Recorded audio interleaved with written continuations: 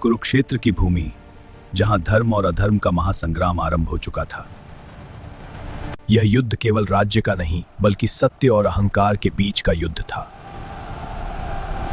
श्री कृष्ण ने शस्त्र न उठाने का वचन लिया था, परंतु अर्जुन के सारथी बनकर वे धर्म का मार्ग दिखा रहे थे।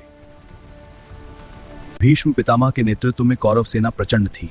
10 दिनों तक युद्ध में पांडवों का एक भी बाल बांका न हो सका, परंतु दुर्योधन के मन में एक विषैला संदेह जन्म लेने लगा। क्या पितामह जानबूझकर पांडवों को बचा रहे हैं?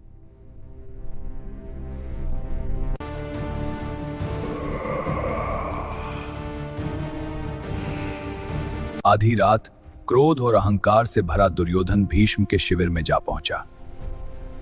पितामह, आप युद्ध का अभिनय कर रहे हैं। आज भी आपके हृदय में पांडवों के लिए प्रेम है। वत्स, मेरे जीवन का हर श्वास कौरव वंश के लिए है। मेरे धर्म पर संदेह मत करो। मुझे दया नहीं चाहिए पितामह, मुझे केवल 5 पांडवों की मृत्यु चाहिए। इन 5 अचूक बाणों से कोई नहीं बचेगा। कल सूर्यास्त से पहले पांडवों का अंत होगा। पितामह, यदि आप इन्हें मुझे सौंप दें तो मैं युद्ध भूमि में आपको आपका कर्तव्य याद दिलाऊंगा। भीष्म ने वचन दिया था और वचन निभाना ही उनका जीवन था। पर अधर्म का षड्यंत्र धर्म की दृष्टि से कभी छुप नहीं सकता। पांडवों को यह रहस्य ज्ञात हो गया। अर्जुन, दुर्योधन से उसका वचन मांगो, जैसी आपकी आज्ञा।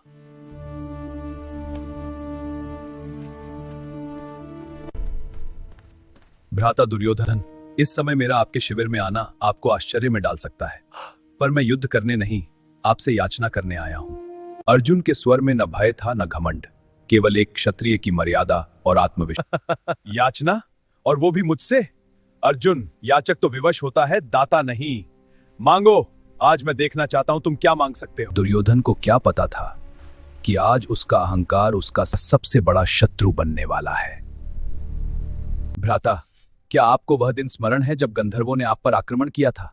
हाँ, तुमने मेरी प्राण रक्षा की थी।